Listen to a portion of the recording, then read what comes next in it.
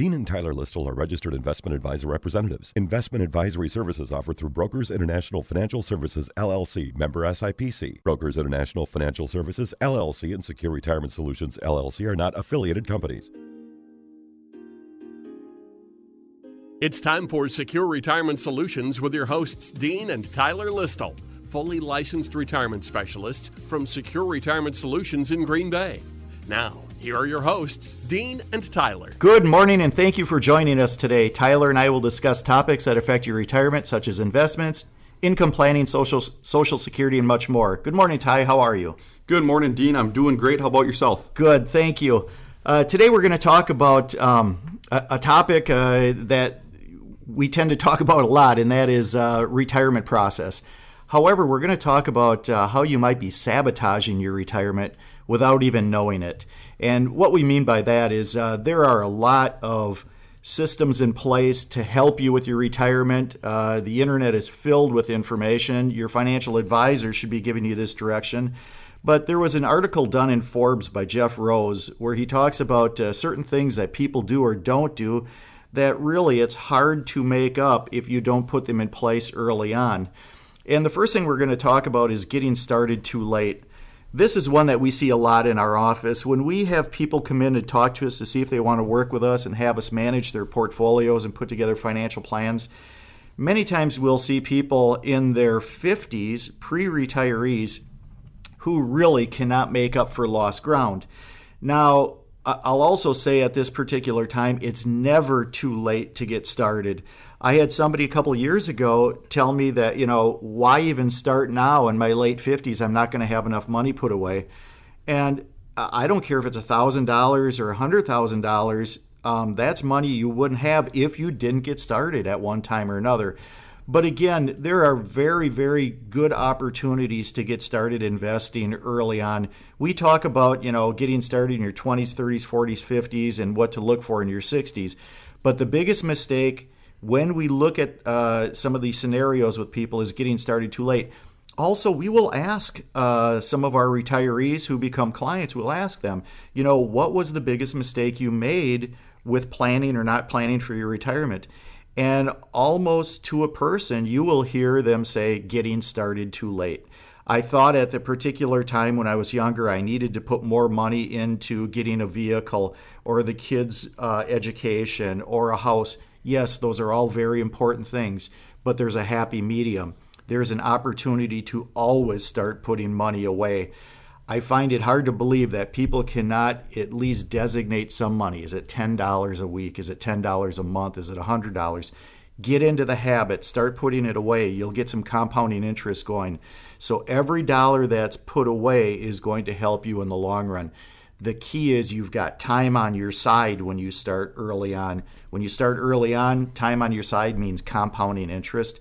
You also can weather the storms of market drops and troughs. As a matter of fact, if you are a good saver, whether it's in your 401k, whether it's in an independent Roth IRA, or just savings, if you're putting money away when there's a market trough, especially in your investment portfolios, you're going to buy more shares or more stock or more mutual fund percentages than you will when the market is up. So Tyler, what else should we talk about? You have some examples here of what happens when people don't get started early. Yeah, so Dean, you brought up a lot of good points there. And again, the number one thing that you might be doing to sabotage your retirement is getting started too late. Now, I'm going to jump right into a couple examples that shows why it's important to start earlier. And we have employee A and employee B is the two examples that I'll use. And I'll start off with employee A, who is 25 years old. So that's many people that we see that they graduate college, they've had a new job for a couple years, and they want to start saving, but they're 25 years old. Let's say they earn $50,000 per year, and they start by contributing 10% of their income per year to their 401k. So they're 25, earn $50,000 a year, and they're putting 10% of that away into their 401k. And with that, let's say they have a balanced portfolio earning an average of 7% rate of return per year, which is a realistic number to use, especially for someone who's younger. You'd like to try and potentially average even more than that, but we'll dial it down a little bit and say if you averaged an annual 7% rate of return per year and their salary increased by 3% per year annually, then at age 65, so 40 years down the line, they would have $1,519,000 in their account. So they'd have just over $1.5 million at that time if they did that at 25 years old. So that's employee A. Now employee B, they don't start contributing until 35 years old. So instead of 25, they delay it by only 10 years. But at that time, they're earning $75,000 per year. So even though they start 10 years later, they're earning an additional $25,000 a year. So 35 years old, earning $75,000 per year, and they contribute 10%, also earning that 7% per year with a salary increase of 3% annually. So the only difference here is that instead of starting at 25, they start at 35, and instead of earning only $50,000, they actually earn more. They earn $75,000. Now, 30 years when they're at age 65, instead of having the $1.5 million like employee A has, employee B would have just over $1 million. It'd be $1,008,000 is what they'd have in their account. So as you can see, employee A, they finish with $1.5 million, employee B just over $1 million.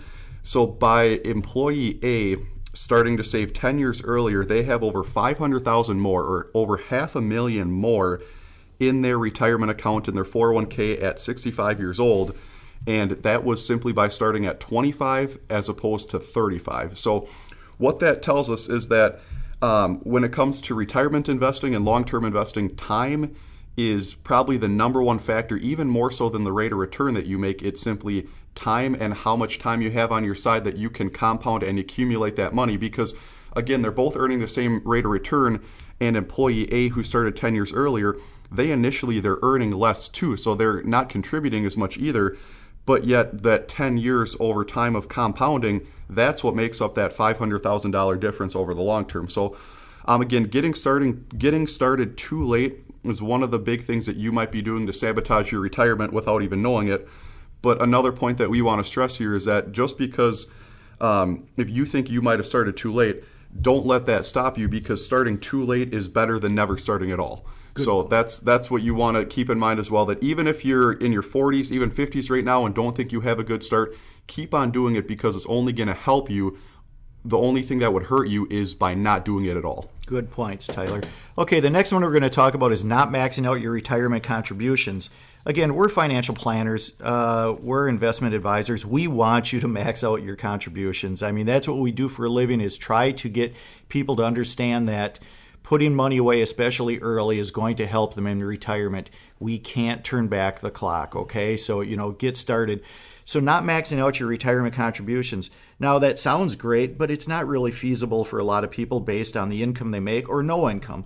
But let's look at, I'm going to stage it in priority based on three things. First of all, we'd love you to maximize your contributions. And that means $19,000 per year if you're under 50 years old, or $25,000 per year if you're 50 and older in your 401k. So if you can do that, that is stage one. That is the one we like the best. Max out your contribution. Again, based on income or other things that you have going on and payments you have to make, the next best scenario is try then to save 15% of your income. So for instance, if you might have 10% of that going into your 401k, we still want you to have another 5% of your income then going into savings or a Roth account outside. So if you can't max out your 401ks, your employer-sponsored plans, 403bs, then try for 15% of your income. That would be the second best scenario. The third best scenario then would be at least get the match. Okay, so if your company provides you with a 3% match, at least get that 3% match. To leave that on the table without contributing and taking advantage of a match, you're basically giving up free money that your employer's giving you. So again, max we would like first. If you can't do that, at least 15% of your income should be used as savings or investments. And the third scenario is at least get the match. Tyler, what else should we talk about when we're talking about maxing out your retirement contributions? Yeah, good overview there, Dean. But number two, in terms of ways that you can sabotage your retirement maybe without even knowing it, would be not maxing out your retirement account contributions. So working your way up to that largest possible retirement account contribution, that's another critical factor when it comes to long-term investing success. But keep in mind, most people, you're not going to be able to do that right away. That's something that you want to work up to, because as you mentioned, Dean, for most employer-sponsored plans like your 401k, your 403b, 457 plans, profit sharing plans, you can contribute as much as $19,000 per year. Or if you're 50 or older, that jumps up to $25,000 per year. So that's a big chunk of money there that many people, you're not going to be able to do that right away. You have to do that and work up to that when you're in your highest earning years, when you're in your 40s, 50s, 60s, and so on. But in addition to that, what many people forget about is you can go outside of those 401ks and employer-sponsored plans. You can go to your IRAs and your Roth IRAs as well. So with an IRA or a Roth IRA stands for individual retirement account, that you can go outside of those on your own and choose. You have more investment options, flexibility, the potential for lower fees. You can contribute up to $6,000 per year or $7,000 if you're 50 or older. So that's another thing to take advantage of, where people forget about. You can go outside to your Roth IRAs, or if you make a large chunk of money and 15% of your income, you max out your 401k and then it's not even 15% yet, then outside of that you can go to a Roth IRA as well, or a traditional IRA. So keep in mind those are a couple options there as well, but we'd like to see you max those out as soon as you can. That will help you retire comfortably, and it can even open the door to early retirement for many people. That's the number one factor, where if you're maxing out your retirement accounts as soon as you can, that could potentially lead to an early retirement, which is what some people want to plan around. But as you mentioned, Dean, not all people are in a position to max out their retirement account contributions or even contribute that 15%, especially when you're younger or when you're just getting started, or you might have debt, a debt situation to work around, medical bills, whatever the case might be. It happens all the time. But for those people, it's recommended to at least contribute up to your employer's match to receive the full matching amount. So, for example, what I mean by that is, let's say if your employer offers a 4% match, that means if you put in 4% of your salary, they will also put in the equivalent of 4% out of their own pocket. So you want to try and get up to that 4% to put in there to get that full match. Otherwise, you're leaving free money on the table. But if you put in 4%, they're going to put in another 4%. So really, the combined annual contribution rate would be 8%, which is still a really good amount. Now, obviously, we'd like to see you work your way up to that 15% and then eventually max it out. But still, that would be the next best option that we think you should at the very least try and do, especially if your employer offers that match. That's free money, and each year you don't take advantage of that is another one of those years wasted, just like our previous example, where you can see even a 10-year difference can make up hundreds of thousands of dollars over the long term. So it's a great start if money is tight, is simply putting up or contributing at least up to the match amount. But try to have a plan to slowly increase your contribution going forward. You don't want to just put it into the match and leave it there for as long as you can, especially when you can increase that contribution, because even if you increase your contribution solely by only 1% per year, which is something that I think many people can do, then you can go from contributing 4% to 15% in only 11 years. That's really not something that's too hard to do. So that's something that we want to see you work your way up to. Try and max out those retirement account contributions. If you can't do that, then at least put in 15%. But you got to work your way up to that as well. So then if you can't do that, then at least up to the match. Okay, good points, Tyler. Before we continue, we're going to take a quick break. You're listening to Dean and Tyler Listle, investment advisors with Secure Retirement Solutions, located on Allied Street in Green Bay. For a complimentary review of your current investments, or if you have questions, please call them at 920-347-9888 or go to their website at srsplans.com. Okay, the next topic we're going to talk about when we're looking at potentially sabotaging your retirement without you even knowing is investing too conservatively. We see this an awful lot, especially with pre-retirees and retirees. However, we also see with significantly younger people who are making a substantial mistake, we believe, in just being very cash and CD heavy. Inflation is just going to erode that money as you go along. And if you look at the stock market all the way back, since the 1930s up until current year, and if you look at 10-year increments, you're typically going to do substantially better in the stock market than you are going to be in a savings account. Now, As you get older and you progress towards retirement, we do like to see some safety being brought into that portfolio. Your accumulation years are starting to wind down, and now you're going to be using distribution from the investments. So we do want to see a more conservative approach as you get older. Not 100% though. You still need to get some growth to replenish some of the withdrawals and beat inflation. But investing too conservatively. That also applies for people who are putting money away for infants who they want to get started on the right foot and have education or money for their education. Many times we'll have people come in and for a 3-year-old or 2-year-old, they'll have savings. They'll put $1,000 a year into a savings account. Unfortunately, that's not going to give you a lot of growth. You can basically look at, utilizing the amount that you put in there versus significant growth.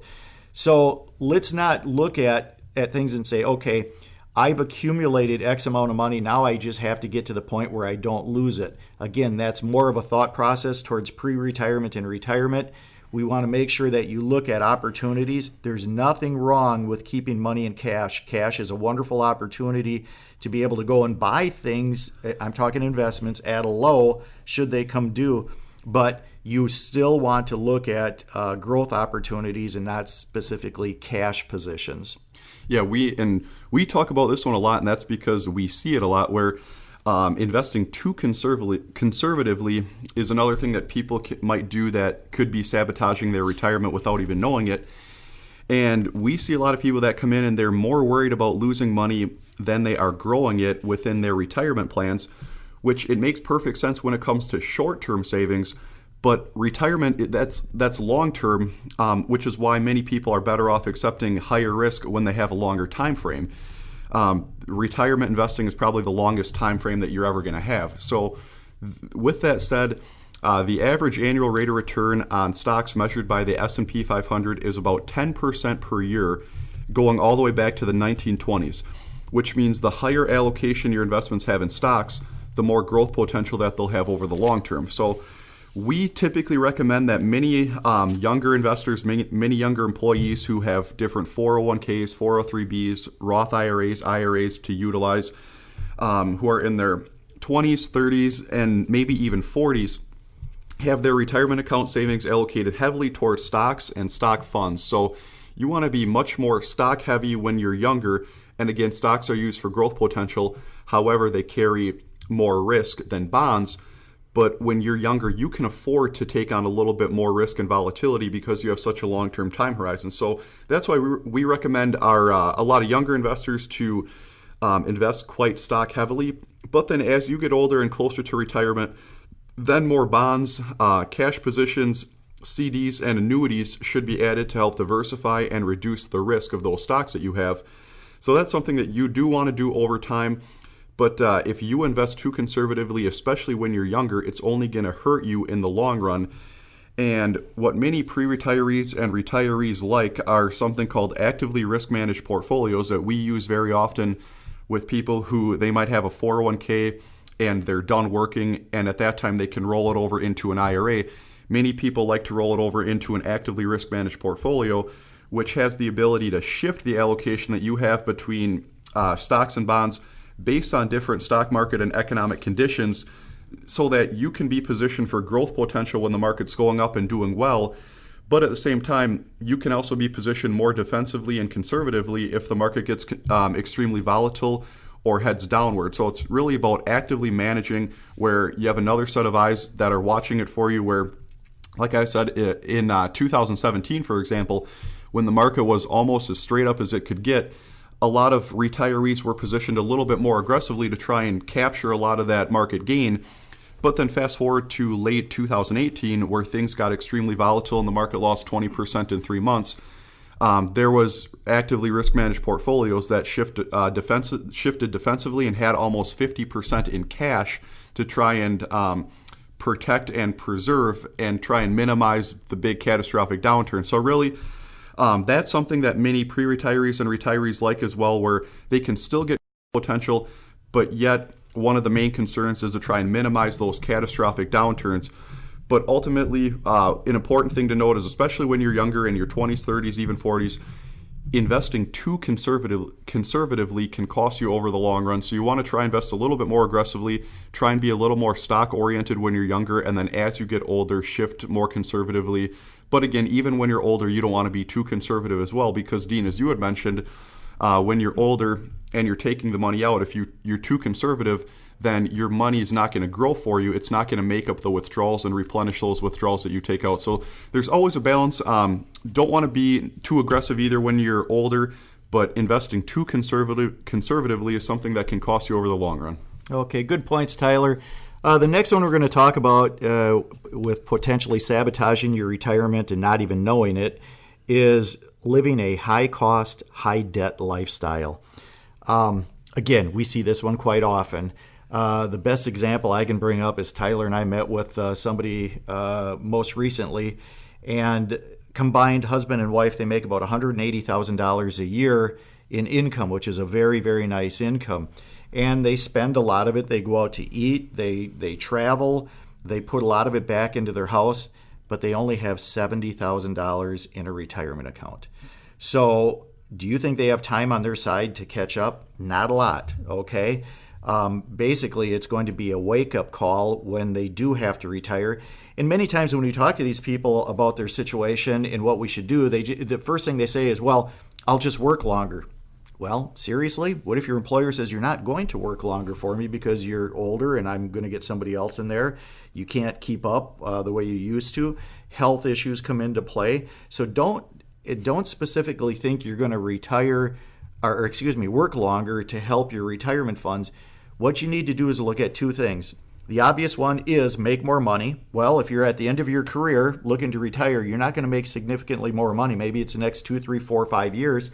You can go get a part-time job, but you really want to get another part-time job on top of the income you're making. So the second option is you need to cut expenses. Cut expenses at all cost. You need to go in there if you plan on retiring in 3, 4, 5 years. The goal is to try to pay off a mortgage. Now, many people can't pay off a mortgage and they take it into retirement, but if it's a reasonable monthly mortgage bill you're paying, it's going to be okay. You can budget around that. But the goal is to try to pay off as much debt as you possibly can. So when you go into retirement, you're not carrying debt that within 5, 6, or 7 years, you need to make a decision whether you have to sell a house, whether you have to sell vehicles. So again, look at it from a standpoint of try to reduce your debt in the years that you're going towards retirement. If you're in your 50s, pay off the mortgage if you can. Pay off those school loans if you're responsible for any. Pay off the vehicles. Is this a time of your life where you need to go out and buy more toys? You should have been doing that in your 30s and 40s. So living a high-cost, high-debt lifestyle. Now, Tyler and I will put together a financial plan for anybody who comes through our front door. It's complimentary. Part of the reason we do that is we want to see what your debt situation is. We want to see your spending habits. We also want to see your investments and how they're working. But many times we will lay out a budget for somebody and they're appalled at how much money they spend on certain things. So it's a good process to go through. Look at reducing debt in your 50s so you're prepared for retirement in your 60s. Yeah, really good points there, Dean. The living a high-cost, high-debt lifestyle is probably the most common thing that younger people are doing to sabotage their retirement. We see that amongst a lot of younger people especially. And they struggle in that area because they're not experienced with a budget early on, and they try and build their life by purchasing. They might want a new car, a nice luxury apartment, house, along with a bunch of furniture and entertainment equipment to fill it. But if you spend too much money and take large amounts of debt early on, take on large amounts of debt early on in life, then it can become one of the biggest contributing factors to you sabotaging your retirement later on in life. So what people do is, plenty of younger people, they're spending what they earn. And what I mean by that is, let's say they make $30,000 to start their career. Many times they're turning around, and if they have $30,000 in income, they're spending every penny of that $30,000 and possibly even more, and then going into debt. But you need to instead create a written budget to make sure that you build a margin into your budget and you can save for retirement and not spend everything that you earn.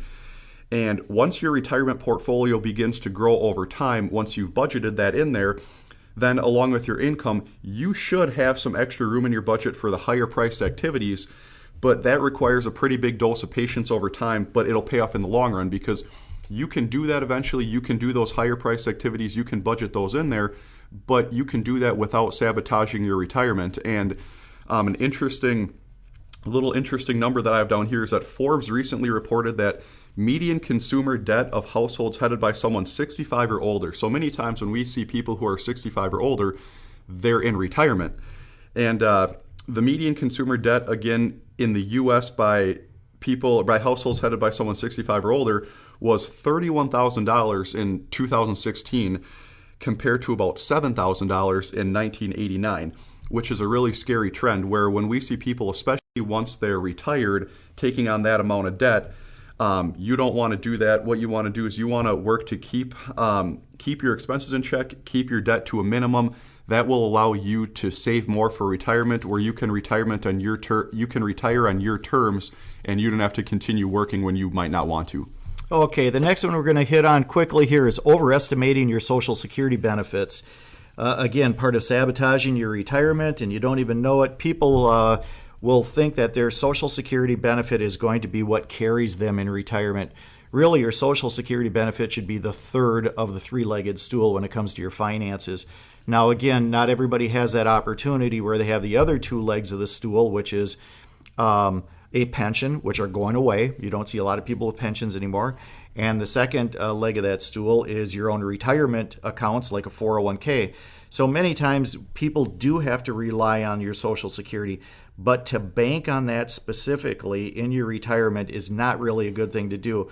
First of all, we tend to think that Social Security will be here for these people that are going to be retiring now and for the next 20 or 30 years, but you might have a reduced benefit if Social Security isn't funded properly. So to bank exclusively on that, probably not a good thing. Instead, reverse situations, go back, reduce debt, again, like we just talked about. That way you don't have to bank so substantially on your Social Security benefits. Yeah, really, really good point there, Dean. Relying on your Social Security benefit is definitely something that can sabotage your retirement, but instead what you want to do is you want to bank on yourself and how much money that you're putting into your 401k, especially if you're younger, because who knows how long Social Security will be around. You want to bank on yourself by doing what we said earlier, trying to contribute up to the match, 15%, and then maxing out your 401k, your Roth IRA, your own retirement accounts. And then on top of that, in addition to that, Social Security can be a cherry on top. What you can do is you can create an account at ssa.gov where you can see your updated Social Security statement. You can check your earnings history. Then you can use that to factor into your financial plan and see what that cherry on top, so to speak, would be, which is your Social Security benefit. But again, the main thing to do is try and focus on saving on your own within your 401k, your Roth IRAs. Then Social Security can just be a cherry on top. You don't want to solely rely on Social Security. Good points, Tyler. That's all the time we have this week. See you later, and hope you'll join us again next week. We'll see you next week. You've been listening to Secure Retirement Solutions with your hosts, Dean and Tyler Listle, fully licensed retirement specialists from Secure Retirement Solutions in Green Bay. To get more information from Dean and Tyler, contact them at Secure Retirement Solutions on Allied Street in Green Bay. Call 920-347-9888 or visit them at srsplans.com. Securities and investment advisory services offered through Brokers International Financial Services, LLC. Member SIPC. Brokers International Financial Services is not an affiliated company.